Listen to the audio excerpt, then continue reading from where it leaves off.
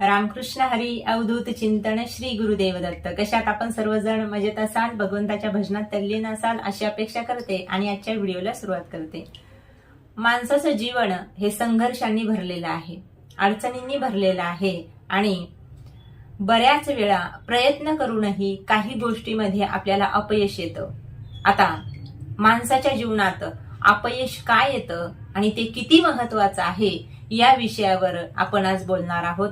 तर विद्यार्थी असो किंवा एक परिपक्व माणूस असो, प्रत्येकाच्या जीवनामध्ये अपयशही येतं. पण असं म्हटलं जातं, अपयश हीच खरी यशाची पहिली पायरी आहे. जर तुमच्या जीवनामध्ये यश आहे पण कधी अपयशच आलं नाही तर त्या व्यक्तीचा जो पुढचा विकास आहे तो होत नाही. म्हणजेच काय, अपयश आलं तरच तो व्यक्ती त्याच्या जीवनामध्ये उत्कृष्ट प्रकारचं कार्य करू शकतो.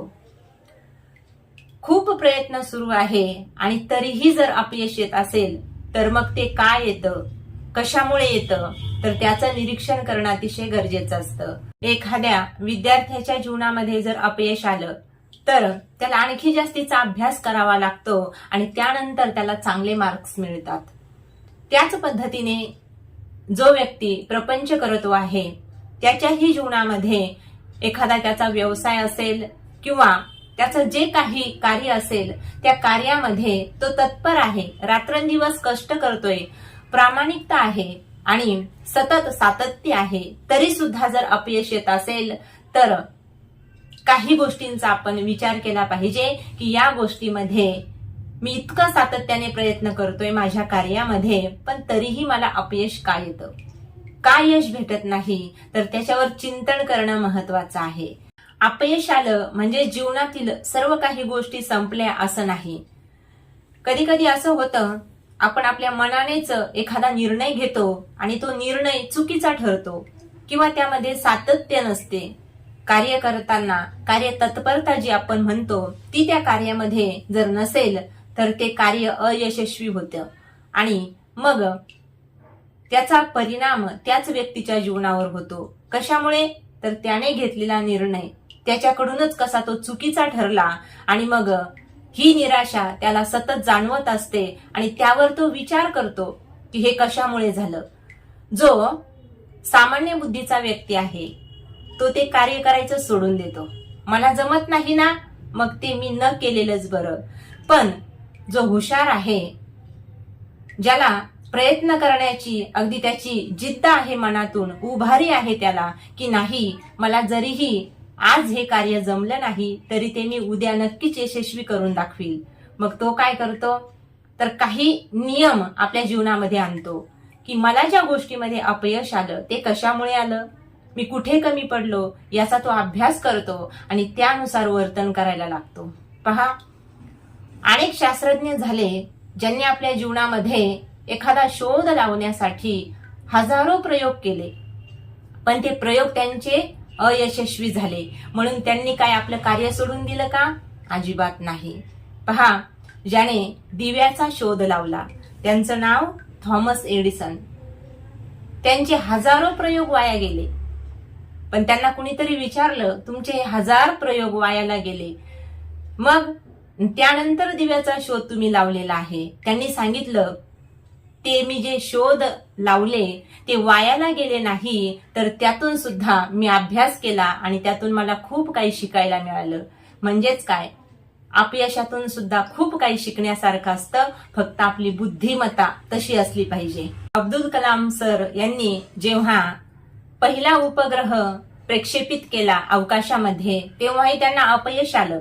मग ते अपयशाने खचून गेले का? तर नाही. कुठे चुकतंय याचा विचार केला, अभ्यास केला आणि खूप मोठं कार्य त्यांनी या भारताच्या प्रक्षेपण क्षेत्रामध्ये केलं आणि भारताला यश मिळवून दिलं. म्हणजेच काय, एकंदरीत जे यश आहे यशाने हुरळून न जाता, नाही का, अपयशाचा आपण जास्तीत जास्त विचार केला पाहिजे आणि यश मिळाल्यानंतर ते यश का मिळालं, नाही का, तिथपर्यंतच थांबायचं नाही तर त्याच्या पुढे जाण्याचा प्रयत्न आपण केला पाहिजे. आइन्स्टाईन नावाचे एक शास्त्रज्ञ होते. लहानपणी शाळेत त्यांना काहीच येत नसायचं आणि त्यामुळे त्यांना सर्वांनीच मंद बुद्धी ठरवलं. 16व्या वर्षी त्यांना पॉलिटेक्निक मध्ये प्रवेश घ्यायचा होता, पण प्रवेश घेण्यासाठी जी परीक्षा असते त्यातच ते फेल झाले.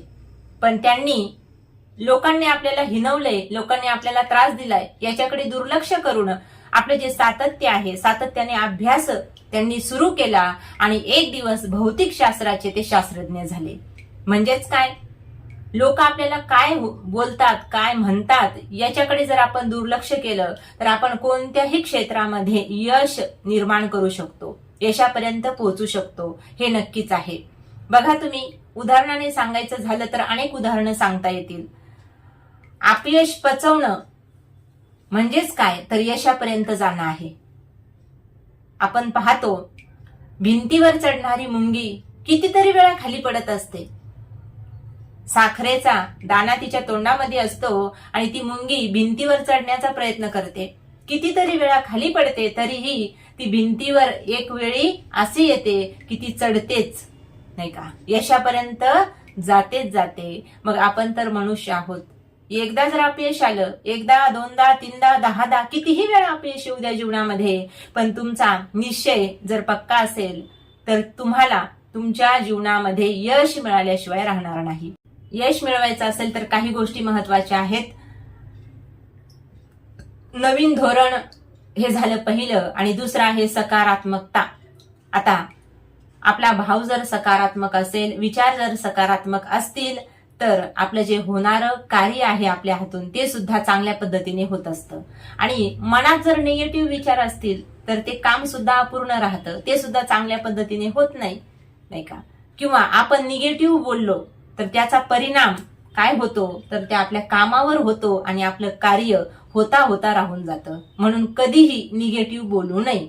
नकारात्मकता जीवनातील काढून टाकायची आणि सकारात्मक भाव मनामध्ये निर्माण करायचा. तिसरी गोष्ट अशी आहे, ती आहे सातत्य.